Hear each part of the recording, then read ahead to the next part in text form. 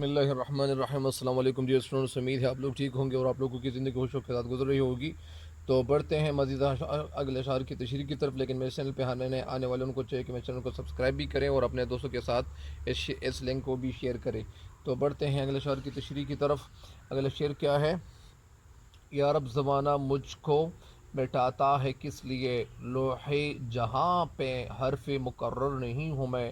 حد چاہیے سزا میں عقوبت کے واسطے، آخر گنہگار ہوں کافر نہیں ہوں میں۔ یا رب زمانہ مجھ کو مٹاتا ہے کس لیے، لوح کے معنی تختی، حرف مقرر یعنی بار بار دہرائے جانا والا حرف یا دوبارہ لکھا ہوا حرف۔ اس شعر کا مفہوم کیا ہے؟ شعر کا مفہوم یہ بتاتے ہیں کہ میں وہ شاعر اس شعر کا مفہوم کیا بتاتا ہے؟ شاعر اس شعر کا مفہوم ہمیں یہ بتاتا ہے کہ اے میرے رب،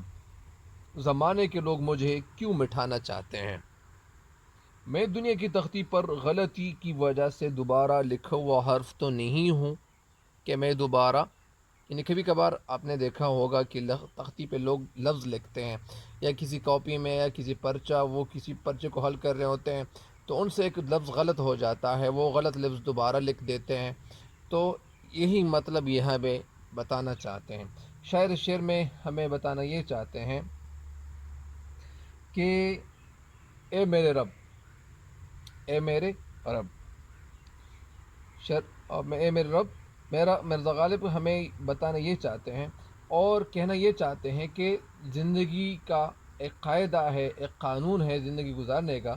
کہ جب انسان سے غلطی ہو جاتی ہے یا جب کوئی انسان غلط لفظ لکھ دیتا ہے تو اسے کاٹ دیتا ہے یا مٹا دیتا ہے۔ اللہ تعالیٰ سے مخاطب ہو کر مرزا غالب کہنا یہ چاہتے ہیں کہ اللہ تعالیٰ زمانہ کیوں مجھے مٹانے پر تلا ہوا ہے، اور میں دنیا کی تختی پر غلطی سے دوسری بار لکھا ہوا حرف تو نہیں ہوں کہ اسے مٹا دیا جائے۔ میں ایک بار دنیا میں آیا ہوا ہوں، مجھے دوسری مرتبہ اس دنیا میں نہیں آنا، مجھے آرام و سکون سے اس دنیا میں رہنے دیا جائے اور مجھے ستایا نہ جائے، مجھے پریشان نہ کیا جائے، زندگی کا لطف اٹھانے کا مجھے بھرپور موقع دیا جائے۔ کہنے کا مطلب کیا ہے؟ اس شعر میں کہنے کا مطلب یہ ہے کہ میں دنیا میں صرف ایک بار آیا ہوا ہوں، میں نے کوئی دوسرا جنم تو نہیں لینا، یا مجھے تو اس دنیا میں دوبارہ نہیں آنا، کیونکہ پھر زمانے کے لوگ مجھے مٹانے پہ تلے ہوئے ہیں۔ شہر کو زمانے کے لوگوں سے گلہ یہ ہے کہ وہ اسے پریشان کر رہے ہیں، انہیں ستا رہے ہیں، ان کو تکلیف میں ڈال رہے ہیں، اس کے راستے میں غموں کی رکاوٹیں اور پریشانیاں کھڑی کرتے ہیں۔ لوگ بغیر کسی وجہ سے، بغیر کسی تکلیف کی، بغیر کسی غلطی کی، اور ان کی مخالفت کرتے ہیں اور رقیب سے یہ جلتے ہیں، اے محبوب کی نگاہ، ایسے محبوب کی نگاہوں میں گرانے کی کوشش کرتے ہیں۔ ان کے اس رویے سے شاعر کو بڑی پریشانی لاحق ہوئی ہے اور کہنا یہ چاہ رہے کہ لوگ آخر مجھ سے چاہتے کیا ہے۔ یعنی ایک شاعر بقول اقبال، اس شعر کی تشریح مکمل ہو گئی ہے۔ بقول اقبال، پھر یہ آرزو گئی غیر سبب کیا مانی، پھر آرزو گئی غیر سبب کیا مانی، اپنے شیداؤں پہ یہ چشم غضب کیا مانی۔ ایک اور شعر کیا کہتے ہیں، ایک اور شاعر اس شعر کے حوالے سے بڑا خوبصورت وہ کہتے ہیں، اور یہ کون ہے؟ اصل میں یہ بھی اقبال کا شعر ہے۔ ہزاروں سال نرگس اپنی بے نوری پہ روتی ہے، ہزاروں سال نرگس اپنی بے نوری پہ روتی ہے، بڑی مشکل سے ہوتا ہے چمن میں دیدور پیدا، بڑی مشکل سے ہوتا ہے چمن میں دیدور پیدا۔ تو اس شعر کی تشریح مکمل ہو گئی ہے، اگلے شعر کی تشریح کی طرف بڑھتے ہیں۔ حد چاہیے سزا میں عقوبت کے واسطے، عقوبت کے معنی ہے انجام یا سزا، آخر گنہگار ہوں کافر نہیں ہوں میں۔ اس شعر کا مطلب یا مفہوم کیا ہے؟ شاعر اس کا مفہوم یہ بتاتا ہے کہ اے محبوب، سزا دینے کی بھی کوئی ایک حد ہوتی ہے، ٹھیک ہے میں گنہگار ہوں لیکن کافر تو نہیں ہوں۔ اسلام کی روح سے ہر انسان کے لیے تشریح میں کہنا یہ چاہتے ہیں کہ اسلام کی روح سے یا اسلام کے راستے کے حوالے سے ایک ہر سزا کے لیے ہر مقرر کی گئی ہے۔ جو جس طرح جرم کرتا ہے جس طرح وہ کوئی جرم کرتا ہے تو ان کے جرم کے مطابق ان کو سزا بھی ملتی ہے۔ کافر چونکہ ایمان سے محروم ہوتا ہے، اس کی سزا کیا ہے؟ وہ کافی سخت ہے، وہ ساری زندگی جہنم کا ایندھن ہوگا، جبکہ مسلمان گناہوں کی بدولت کچھ عرصہ جہنم میں گزارے گا، بعد میں جنت میں داخل کیا جائے گا۔ یعنی کافر اور مسلمان گناہگار کی سزا میں واضح فرق یہی ہے کہ غالب نے اس شعر میں یہی نقطہ بیان کیا ہے، اس نقطے کو بیان کر چکے ہیں کہ اگرچہ میں سزا کا مستحق ہوں، مجھے سزا دیا جائے، لیکن میرے گناہوں کے مطابق مجھے سزا دی جائے،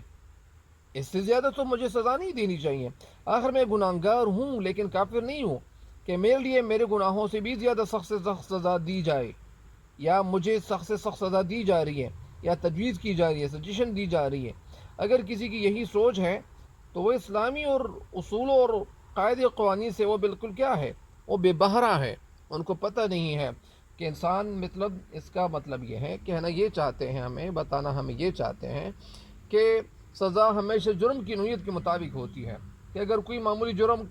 ہو تو سزا بھی معمولی ہونی چاہیے،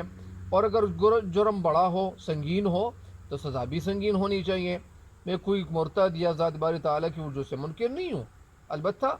جو گناہ مجھ سے سرزد ہو گئے ہیں، یا چھوٹے بڑے گناہ یا نافرمانیاں مجھ سے جو سرزد ہوتی رہتی ہیں، میں اپنے گناہوں کا اعتراف کرتا ہوں، میں تسلیم کرتا ہوں کہ میں نے گناہ کیے ہیں، لیکن مجھے ایسی سزا تو نہیں دینی چاہیے۔ اور سزا کا بھی ایک حد مقرر ہوتا ہے، سزا کی بھی ایک حد مقرر ہوتی ہے، ایک حد مقرر ہوتی ہے، اس لیے مجھے سزا کسی حد تک دینی چاہیے، مجھے ہمیشہ کے لیے یا اسی طرح ہمیشہ مجھے اس انجام خانے میں نہ رکھا جائے۔ شاعر کہنا یہ چاہتے کہ ہر وہ کسی نہ کسی تکلیف یا مصیبت میں، یعنی ان کا مطلب اصل میں یہ ہے، ان کا دوسرا مطلب یہ ہے کہ شاعر اصل میں کہنا یہ چاہتے ہیں کہ ایک تو یہ محبوب کے دروازے تک بھی پہنچنا چاہتے ہیں، دوسری بات یہ بھی ہے کہ کہتے ہیں کہ اگرچہ یہ جس کے ساتھ محبت کرتا ہے تو وہ محبت ان کے ساتھ نہیں کرتا، یعنی شاعر ایک جگہ کہتے ہیں کہ ہمیں ان سے ہے وفا کی امید جو نہیں جانتے وفا کیا ہے، اور ایک جگہ ایک شعر ہے کہ آہ کو چاہیے ایک عمر اثر ہونے تک، کون جیتا ہے تیرے زلف کے سر ہونے تک، ہم نے مانا کہ تغافل نہ کرو گے لیکن خاک ہو جائیں گے تم کو خبر ہونے تک۔ تو مطلب اس کا یہ ہے کہ یہ شعر ان سے تھوڑے سے انٹر کنیکٹڈ ہے، مطلب اس کا یہ نکلتا ہے کہ شاعر اصل میں کہنا ہمیں یہ چاہتے ہیں کہ میں جس کے ساتھ محبت کرتا ہوں تو وہ مجھے محبت کی بجائے مجھے تکلیف دینے کی کوشش کرتا ہے، اور یہ محبوب سے بھی یہ ایک گلہ شکوہ کرتے ہیں، بہت ساری باتیں ہو سکتی ہیں، مطلب اس کا یہی نکلتا ہے کہ کہتے ہیں کہ میں نے جو گناہ کیے ہیں تو اصل میں مجھ سے جو بے رخی کی جو سزا دی جا رہی ہے، یا محبوب مجھ سے جو بے رخی برتتا رہا ہے، یا وہ جس طرح مجھ سے یعنی بدظن ہو گیا ہے، پھر مجھے اپنے دیدار سے وہ نواز دینا چاہیے۔ اور اس مطلب اس کا یہ بھی نکلتا ہے کہ اصل میں میں بار بار اشعار کی تشریح میں بتایا جا چکا ہوں، میں بیان کر چکا ہوں، بار بار بتا چکا ہوں کہ اصل میں پرانے دور میں شاعر ایسے ہوتے تھے کہ ان کا محبوب ایک ہوتا تھا، اور